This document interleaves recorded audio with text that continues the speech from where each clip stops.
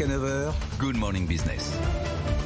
Il est tout juste 7h20 et on va aborder le débat des prochains jours, des prochaines semaines. Un débat passionnant sur les choix énergétiques de la France. Et pour nous aider à y voir clair, c'est Nicolas Goldberg, expert énergie chez Columbus Consulting, qui est avec nous. Bonjour. Bonjour. Donc on attend à 10h ce fameux rapport de RTE, l'entreprise publique chargée à la fois de l'approvisionnement et du transport de l'électricité en France, qui a fait un travail formidable, c'est ce que vous disiez pendant la publicité, parce que c'est un rapport contradictoire avec toutes les parties prenantes, des fabricants de centrales jusqu'aux ONG, pour proposer au gouvernement plusieurs choix, plusieurs chemins vers un nouveau mix énergétique.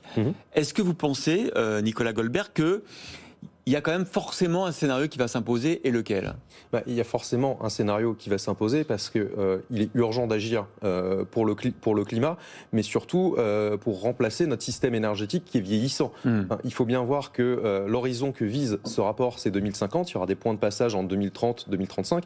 Il faut bien voir que dans 30 ans, tout le système électrique qu'on connaît aujourd'hui, ou quasiment, est fermé.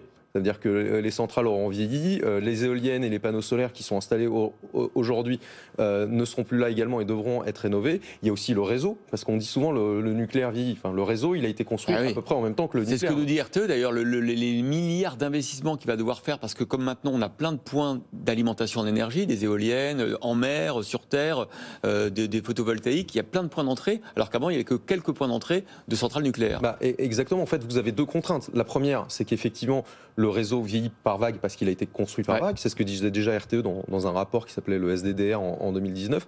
Et surtout, vous avez un système énergétique qui change.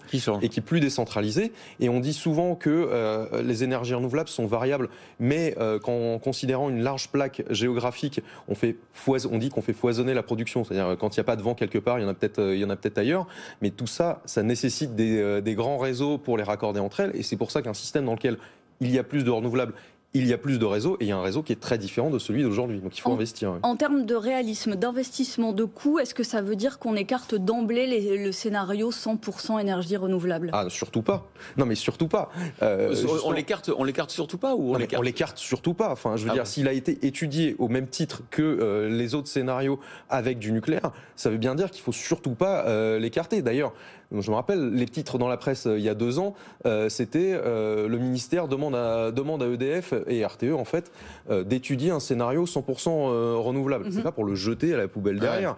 Le sérieux de cet exercice, la grande concertation qu'il y a eu derrière avec les industriels, les ONG, les autres parties prenantes, les régulateurs, l'intérêt c'est bien qu'on a comparé les scénarios pour regarder qu'est-ce que ça donne en termes de déploiement des technologies renouvelables et nucléaires, qu'est-ce que ça donne en termes d'économie d'énergie, en termes de système hydrogène à mettre derrière, en termes de coûts, et sachant que il n'y a pas que le coût qui va compter à la fin dans la décision. Il y a aussi la capacité de l'industrie à répondre au rythme de déploiement des technologies de production bas carbone qu'on va avoir, renouvelables et nucléaires. Et surtout, derrière le nucléaire, il n'y a pas qu'un choix énergétique. Il y a aussi un choix de politique industrielle et de géopolitique mondiale. Donc on voit bien que le rapport avec les coûts de l'énergie, les rythmes industriels, va driver un certain nombre de décisions. Ce n'est pas la seule chose qui va compter. Et effectivement, les scénarios 100% renouvelables, il ne faut pas les écarter d'emblée. Surtout pas. Le sérieux a été fait là-dessus. On va voir ce que ça donne, un scénario 100% renouvelable, ce que ça donne en termes de besoins réseau, en termes de backup thermique, en termes de coûts, d'acceptabilité.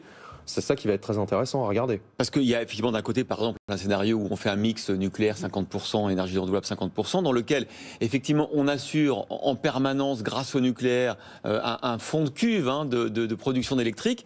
Et puis effectivement, on a des renouvelables qui permettent de décarboner encore plus.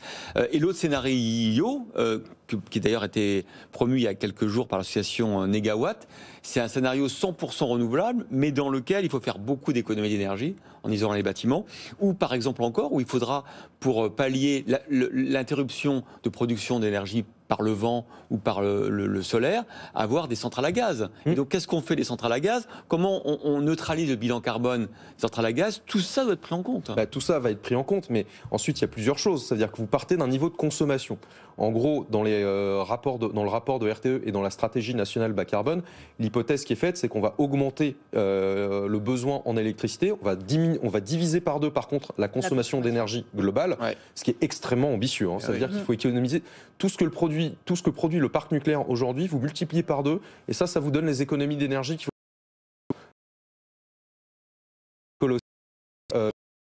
sobriété encore moins avec des économies d'énergie, c'est un de leurs scénarios de consommation qui se rapproche finalement de ce que fait Negawatt. Donc ça, ce sera intéressant à regarder, le scénario sobriété, comment est-ce qu'il sera pris en compte dans ce rapport. Et après, vous avez deux familles de production, soit 100% renouvelable, soit renouvelable et nucléaire. Ouais. Et la proposition maximale, c'est 50% de nucléaire. Donc ça veut dire que tout le reste, ça sera du renouvelable. 50% de nucléaire, c'est extrêmement ambitieux. Ça veut dire qu'il faut 14 EPR, il faut des SMR. Et on ne sait pas faire plus, ça, c'est ce que nous dit l'industriel. En fait, c'est la proposition maximale qu'a fait l'industrie nucléaire. C'est-à-dire dire... On ne peut pas faire plus de 14 réacteurs. On ne peut pas faire plus de 14 réacteurs nucléaires. Après, on peut peut-être faire des SMR. Et après, dans ce scénario-là, attention, hein, il faut prolonger le nucléaire au-delà de 60 ans. C'est encore un défi technique. Et c'est peut-être un peu risqué de partir de cette hypothèse-là. Il y a des scénarios avec du nucléaire et beaucoup de renouvelables, mais un petit peu moins de nucléaire. Il y a un scénario 6 à 8 et un scénario 14 EPR. Et comme vous disiez, ce qui sera intéressant de regarder, c'est combien de centrales à gaz on met derrière tout ça pour stabiliser le réseau. Est-ce qu'on en met plus dans le renouvelable? C'est très probable. Combien est-ce que ça va coûter et combien va coûter tout le système hydrogène qu'il faudra mettre à côté pour nourrir ces centrales à gaz? Audrey? Non, voilà. On est bien. Ouais, c'est vrai qu'il est déjà 7h26, c'est l'heure de retrouver Bedaoud Abdellaï. Merci beaucoup Nicolas Goldberg, expert énergie chez Columbus Consulting. C'est évidemment passionnant, on va suivre ça tout au long de la semaine, on va attendre le rapport à 10h. Et puis voilà, et puis on verra quels sont les choix du président de la République dans quelques jours. Merci.